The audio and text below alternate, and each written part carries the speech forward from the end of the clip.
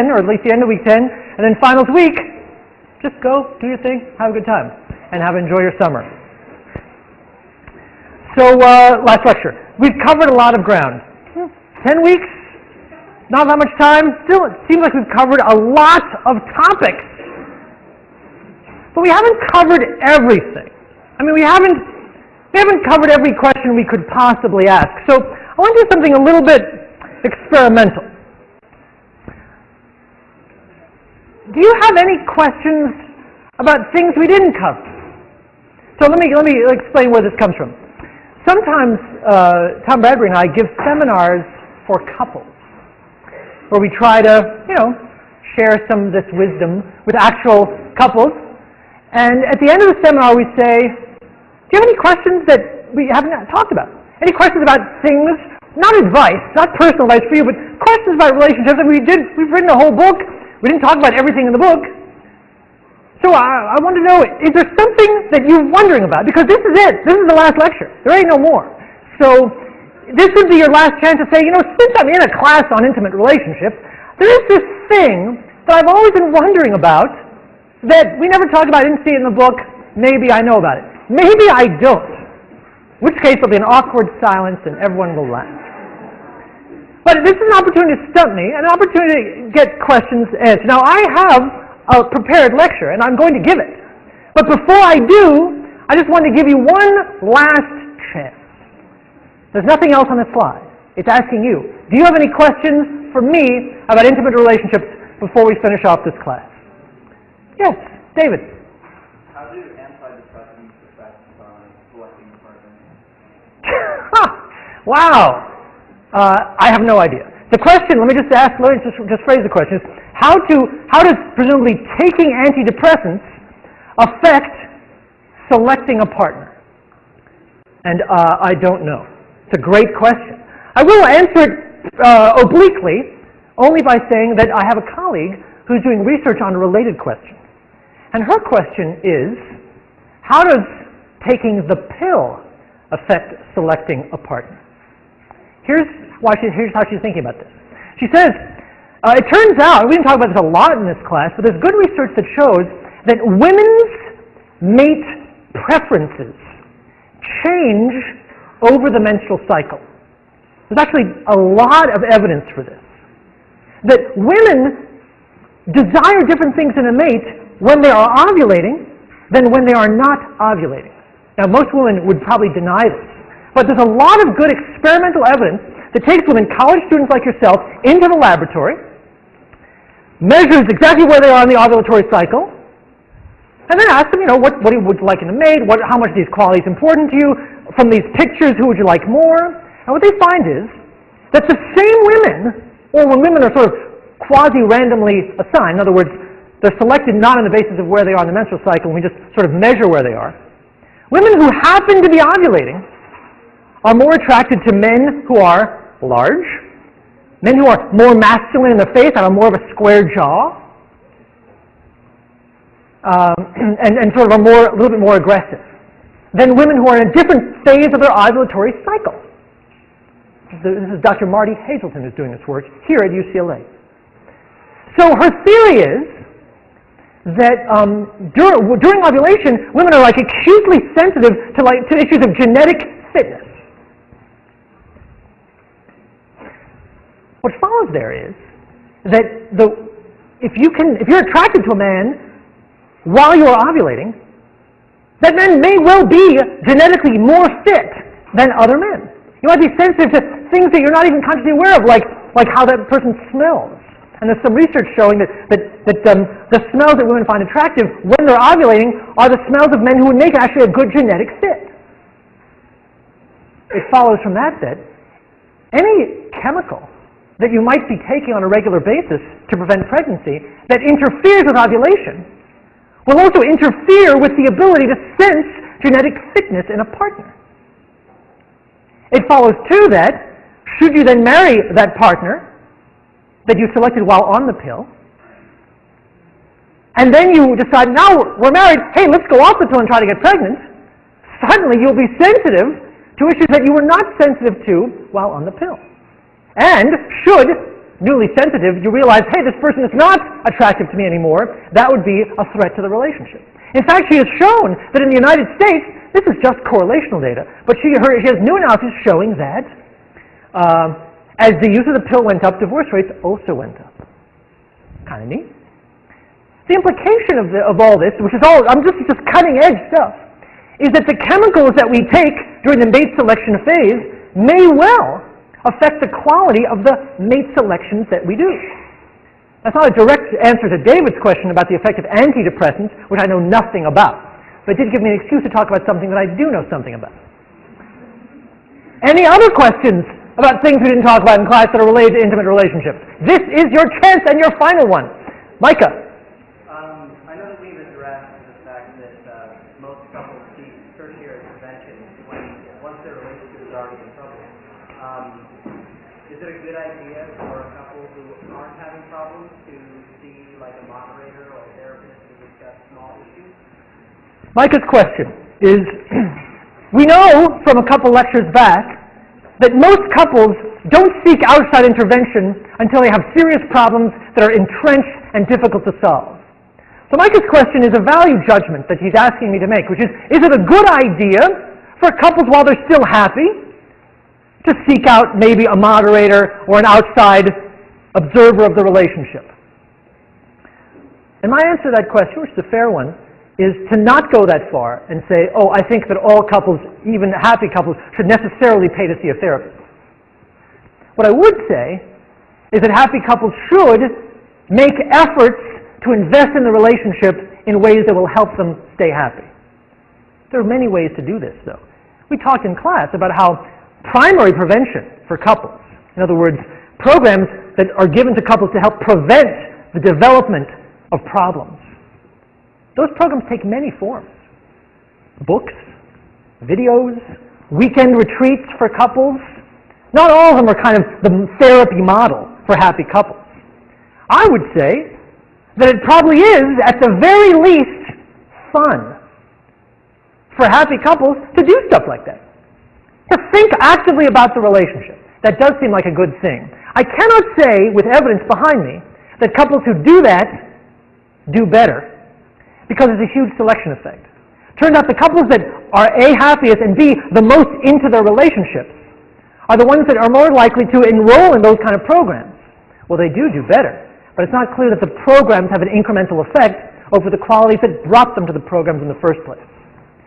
But, and here's the bottom line, it couldn't hurt. Any other questions about intimacy? There's a question in the back. Is that Megan? Megan.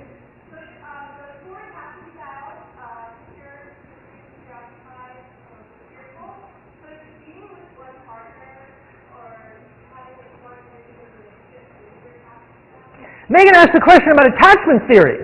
And Megan says, can being with a really good partner change your attachment style? Presumably, Megan asks, if you have an insecure attachment style based on parental experience or experiences in other bad relationships, can finding lucky you the right partner and being with that partner for a long time and having experiences of that partner being there for you when you need that person, can that actually change an insecure attachment style into a secure attachment style? Did I get your question right, Megan? The answer to that question is actually, I think, a pretty well-documented yes, it can. I've participated in some of that research where we show that attachment styles and attachment models, particularly in a given relationship, can change over time. In a relationship that is satisfying over the long term, people who start out as insecure can become secure with their relationships. You might imagine, what would be the process? I think the answer is the process would be the experience of meeting someone and that person being there. That would be a powerful experience of being vulnerable and having someone protect you. That we talked about sort of these relationship tests. Well, those would be the moments when relationships are tested. Relationships that pass that test do have the power to change enduring attachment styles. And there's good evidence for that. Other questions? I've never done this before, and it's really fun, at least for me. What's your name? Laura.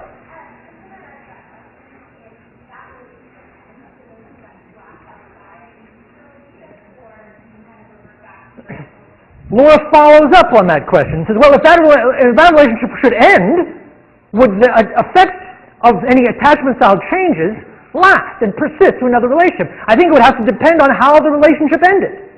I have no specific evidence for that. But I would think that if a relationship that you had grown to trust then betrayed you, well, then you might end up worse off than before, you could imagine. But if it ended in some other way, maybe cordially, you might take away from that good relationship still a positive feeling that people can be trusted, that might well persist to other relationships. That's speculation on my part. Other questions about intimacy? Jessica? Is there studies that will kind of give us different colors? Okay, let's say newlyweds versus people who've been married 50 years. Do they describe their love differently, or do people who have been married 50 years, are they still in love? That's a fantastic question. And there's a couple different, people have tried to do studies of that. And it's something we absolutely didn't talk a lot about in this class. So I'm glad you brought it up. The question is, to rephrase Jessica's question, do we know anything about the way the quality of love between intimate partners changes over the life course? Is when newlyweds say, oh, I'm in love, is there something different about that love than there is about couples who've been together for 50 years who say, oh, I'm in love with the same partner 50 years later? Are those the same love or different love? Well, there's some controversy on this point. Some people believe, and some people have written, that there are, and you've probably heard this before, different qualities of love from passionate to companionate. Perhaps you've heard of this distinction. Again, it's not a distinction that we made too much of in our textbook. But the idea being that when couples first get together, they're experiencing passionate love, a very emotionally aroused, very erotically charged, very emotionally intense desire to be with each other all the time. Passionate love. And some people have written that over time, passionate love tends to fade. And if you're lucky, it's replaced by what they call companionate love. A feeling that the other person can be depended upon, a feeling of enjoying the other person, of relying on the other person, a comfort with the other person. The difference between passionate love and companionate love can be expressed this way. Passionate love means when I'm around the person, my physiological arousal goes up. Oh my gosh, there they are! Companionate love means when I'm around the other person, my physiological arousal goes down. Ah, there they are. You see the difference? And for many, many years, that was the model. Is that you start out with the passionate arousal of love, and then to the relaxed comfort of love, both of which are quite rewarding in their way. Recently, though, I'm aware of data that calls that progression into question. There's a couple of kinds of data that calls that progression into question. One is that scores on passionate love and companionate love scales tend to be highly correlated with each other. In other words, people who say, oh, I feel so much passionate love for my partner, also say, I feel a lot of companionate love for my partner. So they don't actually, it's not that you have one and then it's replaced by the other. People tend to have both. And it's possible to say, oh, that person really arouses me, and I also feel comforted and nurtured by them. They're not mutually exclusive at all. More interesting is research by a fellow named Art Aaron, who comes up a lot in our textbooks because we love him. He's just a smart, great guy, and he's also funny. And the point about Art is that he has done some work with brain scans. And what he does is he takes newlywed couples, not just newlywed couples, but newlywed couples who report high levels of passionate love, and he puts them in the scanner. And he says, think about your partner. Thinking about my partner. And it looks at what parts of the brain light up. And then it takes people who've been married for years and years and years, who also report love for their partner.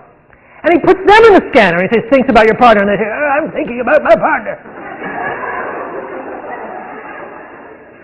And guess what? The exact same parts of their brains light up. And now, that's the end of the data, but he interprets that to mean that at least it's conceivable and possible that couples who have been together for 50 years or more are feeling the exact same emotions that passionate newlyweds are feeling. Leo?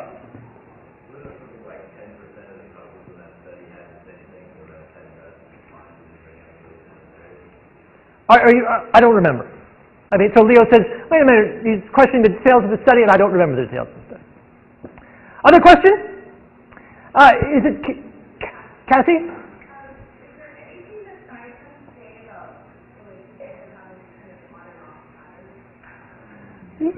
Okay, so Kathy says, what does science have to say about relationships that have an on and off pattern? First of all, let me see if I understand what you mean by an on and off pattern. You mean a relationship where you break up, but then you get back together, and you break up and you get back together? My friend Kent had a relationship like that. I shouldn't say his name.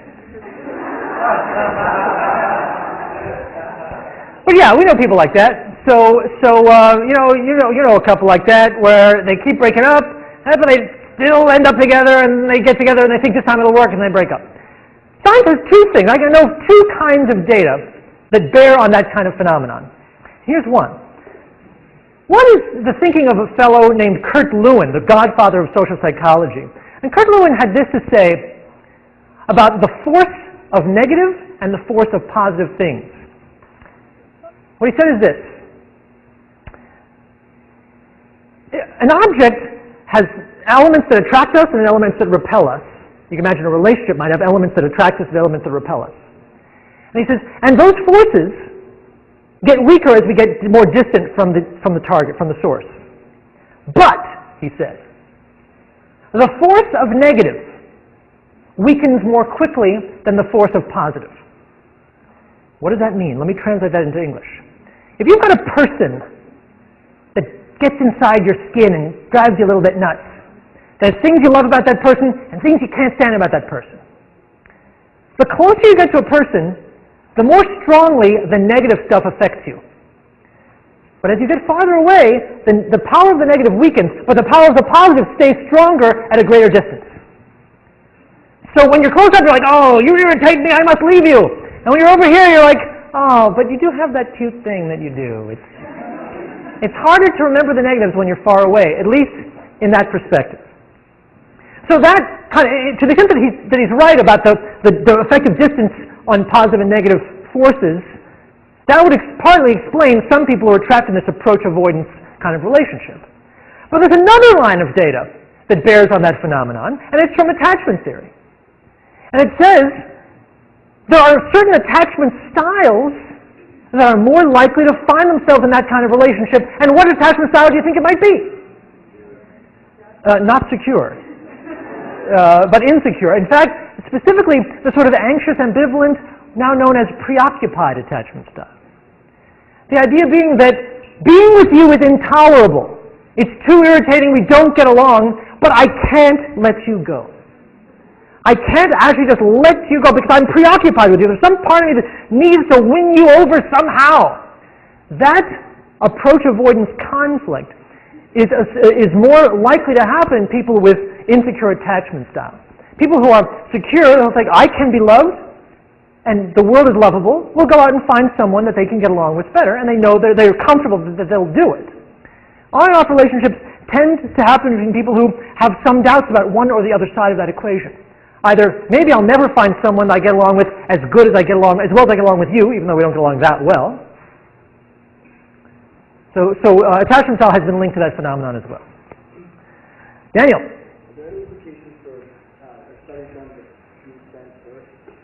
Any studies done about being friends first?